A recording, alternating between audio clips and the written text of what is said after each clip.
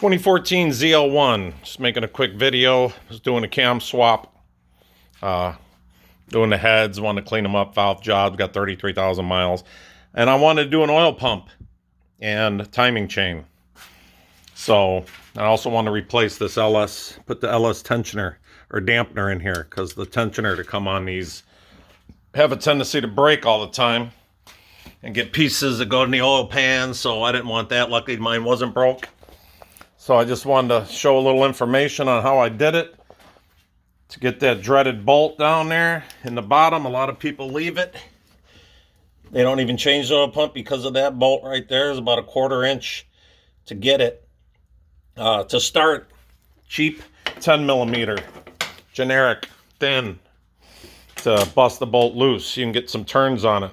The only problem is, once you get some turns on it, it's got a little flange on here. So you can only get it down about 1/8 of an inch before you can't get the wrench on it anymore.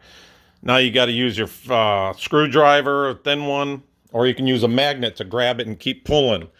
Another important thing, take a lint-free rag, stuff it behind, in the pan behind that pipe, behind the tube, and make a little trough right behind where you're working. So if the bolt does drop, it falls in there, it can't roll into your pan, you can just grab it with your magnet.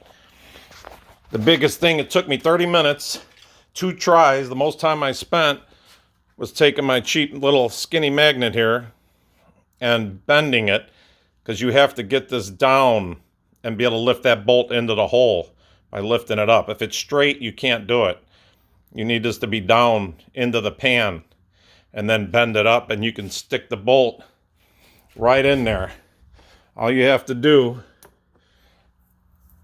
is line your bolt up like yay, put it right on the head. It grabs it real nice. This is a cheap magnet. It was a set that came from Amazon for like $7. That way you can get a tilt on it, because it has a little angle to push that up and get it started. Once you get it pushed up into the hole, I took the other part, since it broke on me, and smashed it, since it's aluminum, and made a little wedge that I could put and wedge right on the oil pan to just give a little pressure on that bolt, and then use the magnet to start spinning it. And you can get it turned in there. And once you get it up close enough, you can get your 10 millimeter on there. Of course, use a little thread locker just in case, and you can tighten that sucker right up. As far as I know, it's metal on metal. It's a 1/4 inch, maybe a 3/16 flange that's going right up against the bottom of the oil pump. There's no, you have an O-ring inside on the pipe, on the tube, but no need to have a specific torque that's going to hurt anything. Tighten it up snug with some thread locker. Just want it so the tube doesn't move. And then I even bought from Improved Racing, and get this part. I wanted to be extra safe, and I put that on so that grabs the other end of the pipe and then uses the bolt hole that's there on the stock ones and on the milling. And then you can have 2 bolts on your oil pump. So it's not really that hard. 30 minutes, and like I said, 2 shots it took me once I got that bent the right way to get it up under there. And it can be done. You don't have to pull the motor out. You don't have to lift the motor up and disconnect the motor mounts and do all that crap, or cut your cross member and then weld it back together. You got 2 hands by yourself with the bore scope down there. Put your bore scope. I had a $53 from Amazon bore scope, pointing right underneath. It has like a semi-rigid camera, and that way I could watch the screen and see what I'm doing. And it's definitely doable and pretty easy. And another thing, just for people that take the front ends off to do a cam swap, take your radiator out. I took the 2 bolts off, and you can just turn your condenser right up and slide the old one out and a new one in. Just have somebody hold it for you for 2 minutes, and you don't have to take the front end off the car and do all that crap. There's plenty of room to work in here to do the work. Jack it up, put it on stands, make it easy.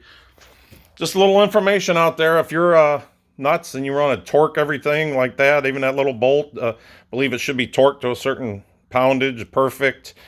You know, you don't have to do it this way. You can pull the motor, do whatever you got to do, but you know, I couldn't see any downside to this whatsoever. That bolt's not coming out. The pipe's in place, perfect, and I have 2 bolts on it now, so it's definitely not coming out.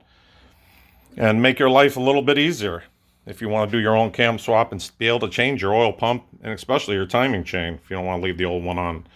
And put that dampener, I'd recommend. Everyone talks about it, that it's a way better part.